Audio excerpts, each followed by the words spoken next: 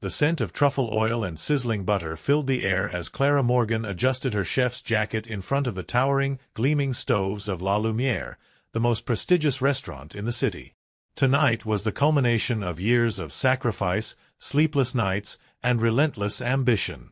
Tonight, she would cook for Anton Fairchild, the notoriously ruthless food critic whose words could elevate a restaurant to stardom, or destroy it overnight. Her hands trembled slightly, but her eyes were sharp, calculating, and fiery with determination. This was more than a meal. It was her declaration to the world that her genius could not be ignored. Clara moved with precision, dicing, searing, and stirring in a symphony of culinary mastery. Every spice, every temperature, every ingredient was meticulously chosen.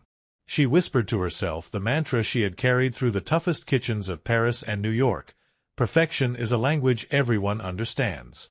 Tonight, her signature dish, a delicate lobster soufflé with a hidden hint of smoked saffron, would speak louder than words. The dining room was a cathedral of hushed anticipation. Anton Fairchild arrived with his usual pomp, tailored suit, polished shoes, and that infuriatingly smug smile that had terrified and inspired generations of chefs. He shook hands with Clara, barely acknowledging her presence, his eyes already scanning the menu with a critical gaze. "Impress me, Miss Morgan," he said smoothly, his voice dripping with challenge. Clara swallowed the lump in her throat and nodded. "I promise, you won't forget tonight." The plates were served. Clara watched intently from the kitchen, her pulse pounding as Anton took the first bite. Time seemed to slow. His eyes closed, then opened. A faint smile tugged at the corner of his lips. "Interesting," he murmured. But the smile vanished. He gasped, clutching his throat, and collapsed onto the polished floor. The dining room erupted into chaos. Patrons screamed.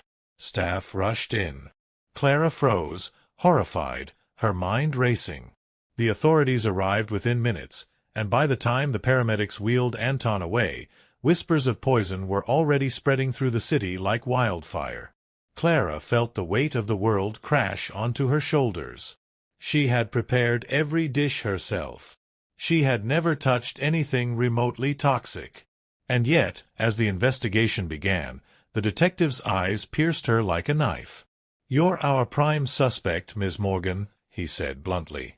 "The victim ate your food. That's standard procedure in cases like this." Clara's hands shook as she looked around the kitchen. The place that had always been her sanctuary now felt like a crime scene. But she couldn't panic. She had to think. She had to prove her innocence. And deep inside, a whisper of suspicion told her that someone else had used her culinary brilliance to frame her. She retraced every step of the evening. She checked her ingredients, her knives, her utensils. Everything was accounted for, except for one subtle clue, a small, almost imperceptible smear of dark powder hidden behind the spice rack, where she never placed anything. She froze. That wasn't hers. Someone had tampered with the kitchen. Days of sleepless investigation followed. Clara's reputation was under siege, her restaurant teetering on the edge of ruin. But she refused to give up. She began reviewing the CCTV footage, minute by minute, analyzing every shadow, every flicker of movement. And then she saw it, a figure entering the kitchen hours before Anton's arrival, wearing a chef's apron that matched her own. But the stance, the way they held the knife, the way they moved, it wasn't her. A storm of anger and betrayal roared through her veins. Someone had used her kitchen, her tools, her food, to commit a crime, knowing she would be blamed.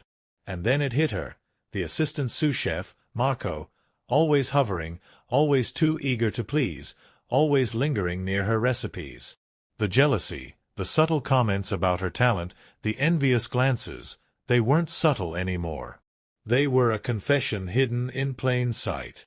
Clara knew she had to act fast. She couldn't let Marco ruin her life. That night, she set a trap of her own. She prepared a dish, carefully watching every inch of the kitchen, but this time she left a hidden camera in the pantry.